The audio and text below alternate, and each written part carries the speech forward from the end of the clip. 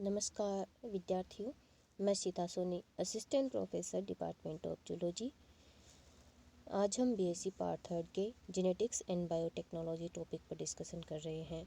इससे पहले वीडियो में हमने जो है सूक्ष्म जीवों से प्रदूषित वायु को शुद्ध किस प्रकार किया जाता है, इसकी टेक्निक के बारे में हमने जाना था। आज हम रिकवरी ऑफ मेटल्स के ऊपर डिस्कशन कर रहे हैं। तो सूक्ष्म जीवों के बिना वातावरण की कल्पना नहीं की जा सकती है। ये सूक्ष्म जीव वायु, जल, मिट्टी सभी जगह पर पाए जाते हैं। मिट्टी में सूक्ष्म जीवों को प्राकृतिक माध्यम प्रदान करती है। ये यहाँ अनुकूल परिस्थितियों में वृद्धि कर कई जैविक क्रियाएं करते हैं। इस प्रकार सूक्ष्म जीव हमारे लिए हानिकारक होते हैं तो कुछ हमारे लिए लाभदायक भी होते हैं। सूक्ष्म जीवों की महत्ता कृषि, डेयरी, चमड़ा उद्योग, खाद्य उद्योग आदि कई क्षेत्रों में देख चुके हैं। ये धातु व पेट्रोलियम प्राप्ति में भी अपना महत्वपूर्ण योगदान देते हैं। वैज्ञानिक प्रगति व बढ़ती हुई जनसंख्या के साथ धातुओं की आवश्यकता बढ़ रही है। आजकल सूक्ष्म जीवों की सहायता से धातुओं की अधिकतम मात्रा प्राप्त करने के प्रयास किए जा रहे हैं। कई प्रकार के सूक्ष्म जीव विशिष्ट धातुओं में अयस्क के साथ में जुड़े होते हैं। ये जीवाणु इन धातुओं और खनिज पदार्थों की उपलब्धि के इंडिकेटर्स या सूचक के रूप में कार्य करते हैं। सूक्ष्म जीवों की मदद से धातुओं की प्राप्ति का इतिहास बहुत पुराना है। जैसे ईसा से 1000 वर्ष पूर्व तांबे की प्राप्ति में सूक्ष्म जीवों के योगदान के प्रमाण मिलते हैं। इसी प्रकार प्राचीन रोम साहित्य में ऐसे प्रमाण उपलब्ध है जिससे ज्ञात होता है कि सल्फाइड के खनिजों को घोलने के लिए जीवाणुओं का उपयोग किया जाता था।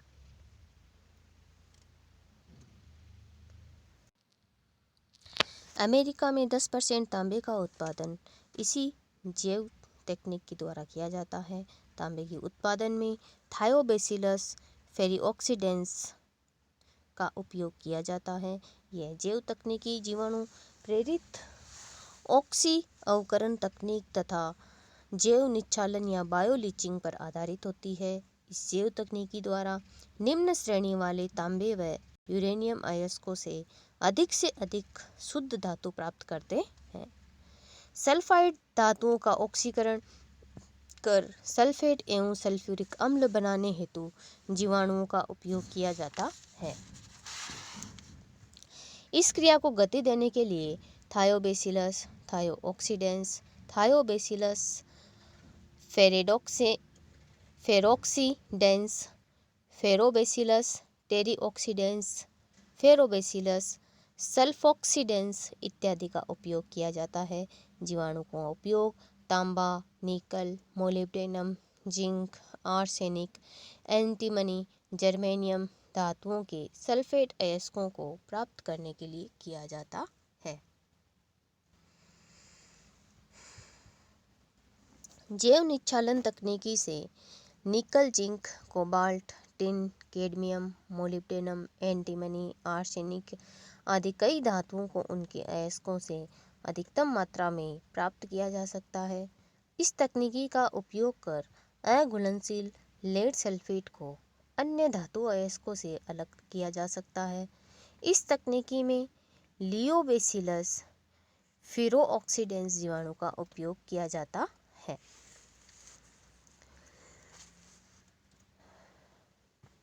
जैसे एक द्विसंयोजी धातु और धातु सल्फाइड जब ऑक्सीजन से क्रिया करते हैं तो धातु सल्फेट का निर्माण करते हैं। यहाँ पर M जो है उसे द्विसंयोजी धातु से दर्शाया गया है। धातु सल्फाइड को S से, ऑक्सीजन O2 और धातु सल्फेट MS4। तो MS अर्थात द्विसंयोजी धातु और धातु सल्फाइड जल में घुलनशील होते हैं, जबकि MsO4 जल में घुलनशील होते हैं। तो द्विसंयोजी धातु और धातु सल्फाइड तो जल में अघुलनशील, जबकि धातु सल्फाइड जो है वो जल में घुलनशील होते हैं। MS की घुलनशीलता उसके ऑक्सीकृत होने पर निर्भर करती है। लियोबैसिलस फेरिऑक्सीडेंस इसे ऑक्सीकृत करने में सहायता करता है। इसी प्रकार राइजोपस जीवाणु में निम्न श्रेणी के यूरेनियम अयस्क तथा न्यूक्लियर पावर यंत्र के अपशिष्ट को एक दूसरे के साथ बांधने की क्षमता पाई जाती है। आजकल अपशिष्ट न्यूक्लियर ईंधन को पुनः शुद्ध तथा उसके नष्टीकरण में जीवाणुओं का उपयोग किया जाता है। स्यूडोमोनास, कोबाल्ट, लेड, निकल, कैडमियम, पारा, एंटीमनी इन श्रेणी के अयस्कों के से शुद्ध धातु प्राप्त करने में स्यूडोमोनास का उपयोग किया जा रहा है। नेक्स्ट आपके जो टॉपिक आता है वो है पेट्रोलियम का शुद्धिकरण या रिकवरी ऑफ पेट्रोलियम, पेट्रोलियम का पुनर्भरण। रिकवरी ऑफ पेट्रोलियम धातुओं के समान ही मनुष्य पेट्रोलियम पदार्थों का उपयोग अपने रोजमर्रा के जीवन में करता है। पेट्रोलियम का उपयोग प्रमुख रूप से ईंधन के रूप में किया जाता है। ईंधन रहित पृथ्वी पर मनुष्य की क्या दशा होगी, इसकी कल्पना नहीं की जा सकती है। पिछले 100 वर्षों में पेट्रोलियम पदार्थों के लगातार उपयोग से मनुष्य ने बहुत अधिक औद्योगिक प्रगति की है। पेट्रोलियम खपत में पिछले कुछ वर्षों में इतनी वृद्धि हुई है कि वैज्ञानिकों को सोचने पर मजबूर कर दिया है कि भविष्य में ऊर्जा के स्रोत उपलब्ध होंगे भी या नहीं। जियोलॉजिस्ट के अनुसार भूगर्भ में उपलब्ध पेट्रोलियम पदार्थ अधिकांशतः जीवाणुओं व छोटे पौधों से निर्मित होते हैं।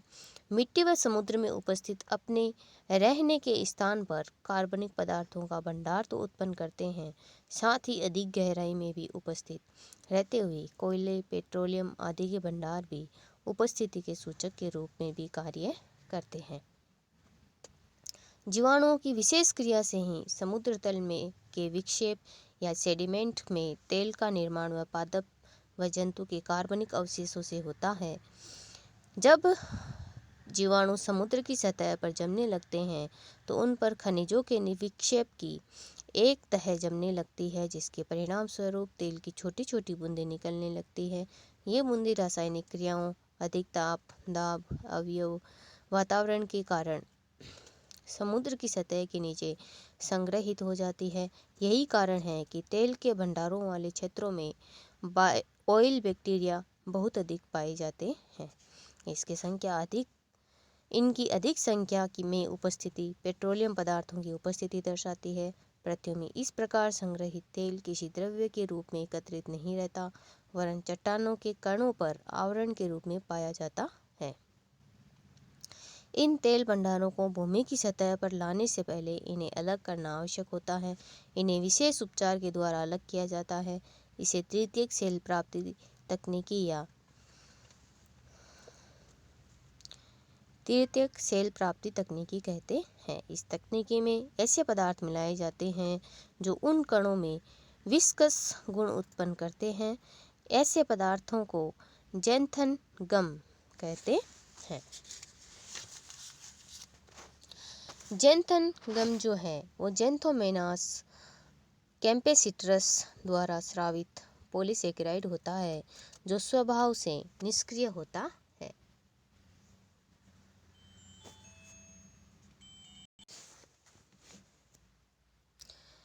चिपचिपे साबुन जैसे डिटर्जेंट पदार्थ को पंप द्वारा भूगर्भ में तेल के भंडार वाले क्षेत्र में डाला जाता है। इसके परिणाम स्वरूप चट्टानों पर चिपके हुए तेल के कण अलग हो जाते हैं। उसके पश्चात जल के साथ मिलाया हुआ जैंथम गम पंप द्वारा दाब के साथ भूगर्भ में छोड़ा जाता है। यह तेल युक्त मिश्रण को तेल के कुओं की ओर फेंकता है। इससे से अधिक खनिज तेल कुओं में एकत्रित हो जाता है। तेल के पुनर्भरण में बेसिलस तथा क्लॉस्ट्रिडियम जीवाणु का भी उपयोग किया जाता है। भूगर्भ में तेल के भंडार क्षेत्र में जीवाणुओं के निवेशन के साथ पोषक पदार्थों के रूप में शर्करा और अन्य खनिज लवणों को भी मिलाया जाता है। वहाँ के वे श्वसन द्वारा कार्बन डाइऑक्साइड का उत्पादन करते हैं, जो तेल स्रोत में गैसीय दाब बढ़ाती है। परिणाम स्वरूप पाइप द्वारा तेल प्राप्ति में सहायता मिलती है और जीवाणुओं में कार्बनिक पदार्थों पर के विभिन्न स्तर पर उपापचयी क्रियाओं द्वारा परिवर्तन करने की क्षमता पाई जाती है। मेथेनोबैक्टीरियेसी कुल के कुछ सदस्य जैसे मेथेनोबैक्टीरियम, मेथेनोकोकस, मेथेनोसार्सिना मीथेन गैस उत्पन्न करते हैं। कुछ जीवाणु जैसे ब्यूटेन, एसीटेट, फॉर्मेट, ब्यूटाइरेट उत्पन्न करते हैं। जीवाणुओं की कुछ जातियों में अधिक ताप, जल की कमी, लवणता आदि की दाब सहन करने की असीम क्षमता होती है। इन्हीं लक्षणों के कारण जीवाणुओं को खनिज तेल प्राप्ति के लिए उपयोग में लाया जाता है। Pest control. किसानों के लिए पेस्ट या कीट बहुत बड़े शत्रु होते हैं। कीट व अन्य प्रकार के हानिकारक जीव जंतु जो फसलों को हानि पहुंचाते हैं या मानव जाति को आर्थिक हानि पहुंचाते हैं, इनको पेस्ट या नाशक जीव कहते हैं। पेस्ट को नियंत्रित करने के लिए वर्षों से इंसेक्टिसाइड या पेस्टिसाइड का उपयोग किया जाता है। कीटनाशकों का उपयोग सर्वप्रथम 1600 में यूरोप में किया गया था और डीडीटी के प्रारंभ के साथ ही कीटनाशकों का स्वर्ण काल प्रारंभ हुआ था। डीडीटी के अतिरिक्त कई क्लोरीनेटेड कीटनाशक की खोज भी की गई है, जैसे एल्ड्रीन, क्लोडेन, हेप्टाक्लोर इत्यादि। कीटनाशकों के उपयोग से जहां लाभ होते हैं वहीं कई हानियां भी होती है। इनके द्वारा हानिकारक कीटों के साथ साथ कुछ लाभदायक कीट भी नष्ट हो जाते हैं। कीटनाशकों के लगातार उपयोग से उत्पन्न अवशिष्ट प्रभाव के कारण पर्यावरण प्रदूषण की समस्या होती है। वैज्ञानिकों ने इस समस्या से निपटने के लिए बायोलॉजिकल कंट्रोल तकनीक विकसित की है। बायोलॉजिकल कंट्रोल के द्वारा कीटों को उनके सामान्य शत्रुओं के द्वारा ही नष्ट किया जाता है, जैसे मेंढक, छिपकली, मछली, सूक्ष्मजीव इत्यादि के द्वारा। Pest control by micro organism. तो सूक्ष्म जीवों के द्वारा जो नाशक कीट जो है उनका निम्न प्रकार से नियंत्रण किया जाता है। स्टेहोन्स ने नाशक जीवों को सूक्ष्म जीवों के नियंत्रण के द्वारा करने की टेक्निक दी थी। इस तकनीकी के द्वारा नाशक जीवों पर शरीर में सूक्ष्म जीवों द्वारा रोग उत्पन्न किए जाते हैं और रोग उत्पन्न होने के कारण कीट या अन्य हानिकारक जीव जंतु की मृत्यु हो जाती है व इनकी संख्या पर नियंत्रण रहता है। इस प्रकार पौधे या फसल को इनके द्वारा होने वाली हानि से बचाया जा सकता है। वैज्ञानिकों ने ऐसे कई जीवाणुओं को ज्ञात किया है जो नाशक जीवों में रोग उत्पन्न कर उनकी संख्या को नियंत्रित करते हैं। जैसे कीटों में पाए जाने वाले प्रमुख रोगजनक है जीवाणु, माइकोप्लाज्म, विषाणु, रिकेट्सिया, प्रोटोजोआ, कवक इत्यादि। इनमें से कुछ सूक्ष्मजीवों का उपयोग जैविक नियंत्रण के लिए किया जाता है। सूक्ष्मजीवनाशक जीवों के शरीर में संक्रमण उत्पन्न करके या परिवर्धन में बाधा उत्पन्न करके टॉक्सिन उत्पन्न करके कीट की सामान्य जीवन क्रिया को रोक देता है और कीट की मृत्यु हो जाती है। कीट रोगजीवों को निम्न 2 समूहों में बांटा गया है। आमाशयी सूक्ष्मजीवी कीटनाशी या स्टोमक माइक्रो ऑर्गेनिज्म इंसेक्टिसाइड। तो इस समूह में ऐसे जीवाणु प्रोटोजोआ विषाणु आते हैं जो रासायनिक कीटनाशकों के समान कीटों की फिजियोलॉजी को प्रभावित कर इनकी संख्या को नियंत्रित करते हैं। ये जीवाणु कीटों के शरीर में ऊतकों या द्रव्यों में वृद्धि करते हैं और टॉक्सिन उत्पन्न करते हैं, जिसके परिणाम स्वरूप पेस्ट की मृत्यु हो जाती है। संपर्क सूत्रजीवी कीटनाशी। तो कॉन्टैक्ट माइक्रो ऑर्गेनिज्म इंसेक्टिसाइड।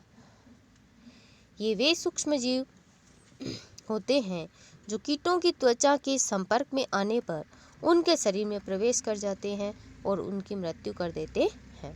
इस प्रकार के ये सूक्ष्मजीवी कीटनाशियों को नियंत्रित करते हैं। ये सूक्ष्मजीवी कॉन्टैक्ट इंसेक्टिसाइड कहलाते हैं और इस समूह में रोगजनक कवक प्रमुख सूक्ष्मजीवी होते हैं। बेसिलस थुरिनजिनेसिस जीवाणु पाउडर या इमल्सल के रूप में उपयोग में लिया जाता है। ये ग्राम नेगेटिव जीवाणु है, छड़नुमा है, बीजाणु का निर्माण करता है। बीजाणु जनन के द्वारा इन जीवाणुओं से एक टॉक्सिन का निर्माण होता है जिसे पैराबीजाणुकाय कहते हैं। इस आविष में इंसेक्टिसाइड के लक्षण पाए जाते हैं। इन्हें रासायनिक कीटनाशी के समान जल में छिड़क दिया जाता है, अतः जल में उपस्थित मच्छरों के लार्वा व अन्य कीट पोषक पदार्थों के साथ इनका भी भक्षण करते हैं। यह आविष कीटों के मध्यांतर में पहुंचकर घुल जाता है अब यह कीट के मध्यांतर में एंडोटॉक्सिन के रूप में कार्य करता है। इसके प्रभाव से कीटों की मध्यांतर की झिल्ली फट जाती है और मृत्यु हो जाती है। एक अन्य जैव तकनीकी के द्वारा भी कीटों की मृत्यु के लिए स्थायी कारक के रूप में जीवाणु या विषाणुओं का उपयोग किया जाता है। नाशक जीव के शरीर में ही रोगजनक जीवाणु या विषाणु की कॉलोनी बनाने हेतु पोषक को ठीक समय पर अनुकूल परिस्थितियों में संक्रमणित किया जाता है। इस जैव तकनीकी को सूक्ष्म जैविक परिचय कहते हैं। इस जैव तकनीकी द्वारा जापान भृंग पोपिलिया जैपोनिका का अमेरिका के बेसिलस पोपिलिएडुट के जीवाणु के द्वारा मिल्की रोग उत्पन्न कर नियंत्रण किया गया है।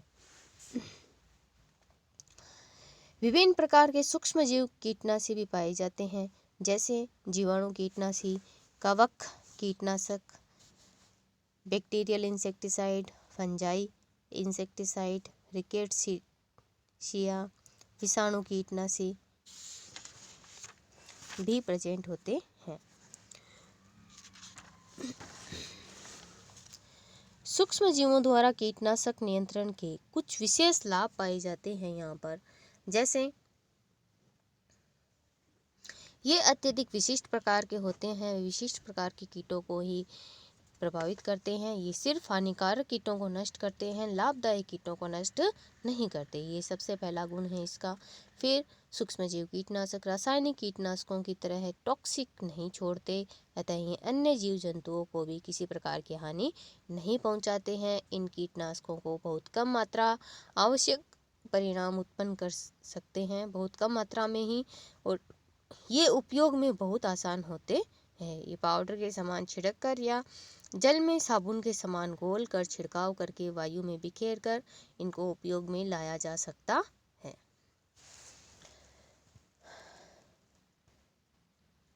Okay students, have a nice day, thank you.